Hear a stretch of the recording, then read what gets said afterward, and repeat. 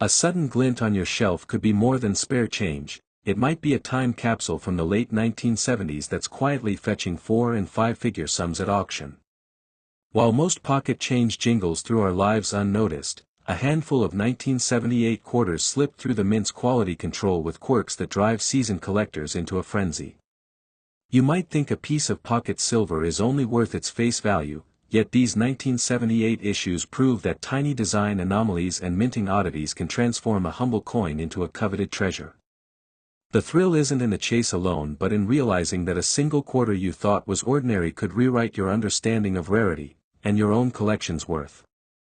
Let's turn our attention to the very first coin on our radar, the 1978 Washington quarter. Its basic look is familiar: George Washington's profile on the obverse, a heraldic eagle on the reverse. But dig deeper, into the die's subtle imperfections and the mint's production records, and you'll uncover stories that resonate with errors, limited runs, and market values that still surprise even veteran numismatists. The journey begins at the Philadelphia and Denver mints, where billions of quarters were produced in 1978 to satisfy a burgeoning demand for coinage. The Washington quarter design, which dates back to 1932, was pressed onto planchets of copper-nickel-clad composition. But in the frenzy of high-volume striking, a handful of planchets received improper annealing, resulting in what collectors now call twin dies and broad strikes. These flaws might seem like production hiccups, yet they're the very traits that distinguish collectible rarities from everyday change. One of the most sought-after varieties is the 1978 Philadelphia broadstrike quarter. Instead of the crisp, raised rim you expect, these pieces exhibit a flattened, wider outline where the metal spread beyond the collar die. That subtle swelling transforms a mass-produced piece into a 1 in tens of thousands oddity. Collectors prize the broadstrike because it captures a moment when the mint's collar failed to contain the metal flow, essentially freezing a mechanical misstep in copper-nickel. It's a tangible reminder that behind every coin is a complex dance of pressure, heat, and precision. Another rare subtype comes from Denver, the double die error on the reverse. Look closely at the eagle's feathers and you'll spot a faint doubling of the lines beneath the wings. This happens when the die itself receives two misaligned impressions of the hub image before striking the planchet. To the untrained eye these feathers look crisply etched, but under magnification you see a ghost image, evidence that the mint's hubbing press didn't fully recalibrate between impressions. That ghosting can mean the difference between a quarter worth its face value and one that demands hundreds of dollars at auction. What do these quarters command today? Auction records show that a Philadelphia broadstrike in mint state 6.5 condition, a near-perfect coin with only microscopic handling marks, sold for $875 in late 2024, while a mint state 6.7 example achieved $1,250. A Denver double die in mint state 6.4 recently traded hands at $425, and collectors have been known to pay upwards of $600 for a pristine mint state 6.6. Even a circulated broadstrike graded MS63 can fetch $150 to $200 because certified examples are so scarce, often just a few dozen certified by major grading services. Those prices reflect both rarity and the excitement of owning a piece of minting history. It's not all about error coins, though. Standard 1978 quarters in flawless mint state 7.0 condition can sell for $25 to $30, still a meaningful premium over face value, given the sheer volume left over in collections and bankrolls. But once you spot a broadstrike, a double die, or a clipped planchet, you're looking at an order of magnitude leap. A clipped planchet, by the way, happens when the blank metal disc is cut too close to the edge of the metal strip. The result is a curved, unstruck segment missing from the rim. Though clipped planchets on 1978 quarters are far more common than broadstrikes, most survive only in circulated grades, trading for $20 to $40 depending on the clip size and visibility. Beyond the numbers, these coins carry stories. A Philadelphia broadstrike discovered in a charity collection box in Ohio once turned a donor's $20 into a $1,000 windfall. A Denver double die surfaced in a kid's piggy bank in Texas. He thought it looked funny and showed it to his grandfather, a collector, who recognized its significance. These anecdotes remind us that rare coins aren't confined to glass case displays, they still emerge in pockets and drawers, quietly waiting for the right eye to notice them. Condition remains king. A broad strike graded MS60 might exhibit slight rim flow and minor abrasions, fetching $125. But an MS68? That coin has razor-sharp edges, flawless surfaces, and full mint luster, it could bring $1,500 or more. On the double die side, circulated examples with obvious feather doubling might sell for $75 to $125, while mint state examples with bold doubling and full luster can climb into the $500, $700 range. The grading scale may seem abstract, but when dollars hang in the balance, every point matters. Collectors also debate whether to chase top grades or settle for more affordable error pieces. High-grade broadstrikes are undeniably showstoppers, but a circulated broadstrike tells a more accessible story, and might be enjoyed without worry each time it's handled. Similarly, a modestly graded double die lets you relish the distinctive eagle wing ghosting without investing thousands. Both approaches have merit, depending on whether you prioritize investment potential or tactile enjoyment. It's worth noting that third-party grading services like PCGS and NGC have certified only a few hundred 1978 broadstrikes combined, making each new submission an event.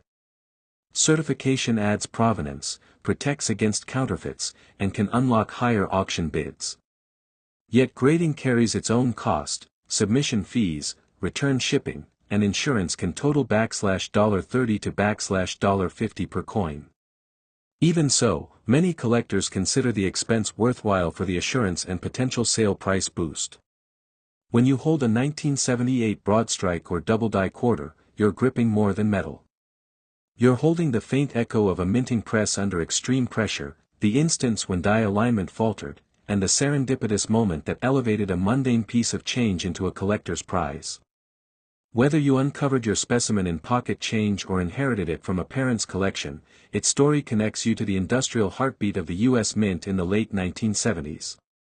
As we wrap our look at the 1978 quarter's rarities, you might already be eyeing your own change jar or checking that old coin album for misaligned rims and doubled images. The next segment will shift our focus to another era's quarter oddities, one struck almost a decade later with their own surprises. But before we move on, take a moment to appreciate how a simple variation in metal flow or die pressure can turn a common design into a numismatic marvel. When you stumble on one of these rarities, you're not just collecting coins, you're capturing a piece of mechanical history. With the 1978 quarter story complete, get ready to explore the quirks and value of the 1987 quarter, where mint marks, proof issues, and that era's production quirks open up a fresh world of discovery. Let's continue this journey together in the next chapter. A ripple in the story of modern U.S. coinage shows up 10 years later, when the mint faced new pressures and experimented with modified processes, and a handful of 1987 quarters slipped through with quirks that today fetch serious money. While most change rattles around unnoticed, these 1987 issues grab attention thanks to mint mark oddities, die errors, and proof strike anomalies that experienced collectors' prize. As with our 1978 quarter chapter, the thrill lies in spotting variations that transform face value into auction room value, and in holding a piece of the U.S. Mint's evolving story in your hand. Production of the 1987 Washington quarter took place again at Philadelphia, no mint mark, and Denver, D., but that year the Mint also struck special proof sets in San Francisco, bearing the S mark and a mirror-like finish. The standard business strike coins were copper-nickel clad, but proofs came on polished planchets under greater pressure, making their surfaces highly reflective.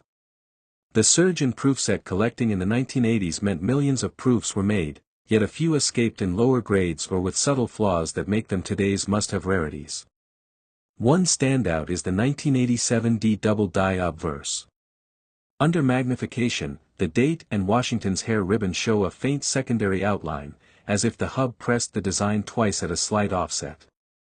That ghost image is most visible along the edges of the numerals, 1 and 9, and on the tips of the hair curls. This type of error arises when the working die receives two misaligned impressions, a mechanical hiccup easily overlooked in mass production, but a beacon for error coin hunters. Certified MS65 examples of this variety sell for $100 to $150, while an MS67 can climb above $300. Another rare variety is the 1987 no mint mark quarter, but found with a tiny D that never should have been there. Collectors call it the over-engraved D, where residual die grease or misalignment left a faint, spur-shaped mint mark under Washington's neck. These ghost Ds are tricky, they can be dismissed as post-mint damage unless examined by an expert. Once authenticated, they command $250 to $400 in mint state 64 through 66 grades, because each one represents a 1 in tens of thousands anomaly in the mint's quality control. Proof set errors add another layer of intrigue. In 1987, the San Francisco Mint used two different polishing techniques on planchets, leaving a handful of proofs with a satiny, softly frosted background instead of the usual deep mirror. Collectors call these cameo proof and ultra cameo proof distinctions, and they matter. A cameo proof graded PF68 Ultra Cameo recently brought $350 at auction, while a standard proof in PF70 might only fetch $30. That gulf highlights how finish contrast can push a common proof into rarefied territory. Beyond error varieties, there's the curious case of the Business Strike 1987 quarter that turned up in a test token trial. A small run of planchets coated in a surplus metal mix intended for arcade tokens was accidentally fed into the quarter press. The result, a handful of pieces with a slightly darker, more matte appearance and a faint magnetic response, unusual for copper-nickel clad. Only 2 or 3 have been certified, and one sold for $200 to a private collector who appreciated its one-off nature. Regular Business Strikes still offer graded premiums. A pristine MS70 1987 P quarter, Philadelphia, will bring $15 to $20, strong for a coin that began life as 25-cent pocket change. A Denver MS69 sits around $8 to $10. But once you spot a die crack, a hairline fissure running from rim into Washington's jaw, or a clipped planchet in a proof set, prices leap to $50, $100 even in lower grades. That's because these flaws are tangible evidence of the mint's human and mechanical imperfections. Condition trends for the 1987 D double die show clear tiers. MS63 examples change hands for about $60, MS654 $150, and MS674 $300 plus. Cameo proofs graded PF66 sell for roughly $80, PF68 Ultra Cameo for $350, and the rare PF69 Ultra Cameo can touch $600 if the contrast is razor sharp. Even a PF64 proof with noticeable marks might bring $25, because certified cameo distinctions are relatively scarce compared to standard proofs. Stories behind these pieces underscore their appeal. One collector in California found a double die obverse in a roll he bought at a bank. He spotted the faint shadow on the date and immediately knew it was worth more than its face value. Another proof set owner in Florida noticed a fuzzy halo around Washington's silhouette and tracked down a cameo specialist who authenticated the Ultra Cameo finish. Both coins ended up in museum-quality frames, celebrated as examples of minting artistry and accident. Choosing whether to chase high-grade proofs or business strike errors depends on budget and passion. Proof lovers revel in the mirror finish and cameo contrast. Error enthusiasts prize the unpredictability of die misalignment or planchet mishaps. Some collectors build matched sets, seeking both the double die and the cameo proof in the same grade, while others prefer to focus on one niche and learn every nuance of its varieties. Both paths lead to deeper knowledge of minting processes and a tighter connection to the coin story. Third-party grading again plays a pivotal role.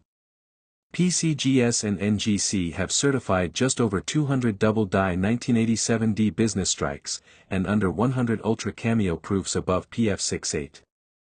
Each new submission can alter the rarity landscape, prompting collectors to monitor population reports before buying. While grading fees of $30, $50 add cost, the resulting certification and grade guarantee often yield higher auction returns, and protect against counterfeits or misidentified pieces. Holding one of these 1987 quarter rarities, you're touching a moment when the mint's push for volume intersected with mechanical quirks and human oversight. A tiny offset in die alignment, an errant token planchet, or a change in polishing technique becomes history captured in metal.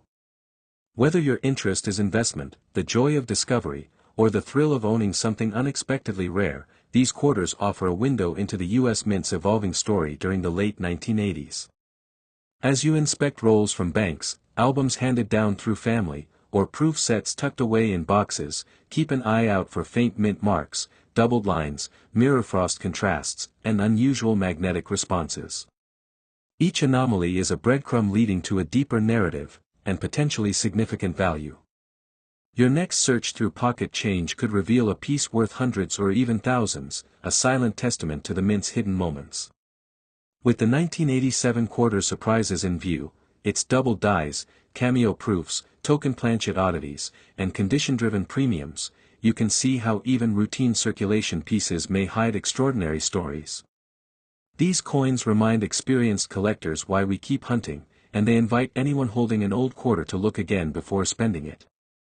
Each variation is a chance to connect with mechanical history and to own a tangible piece of the mint's unexpected artistry.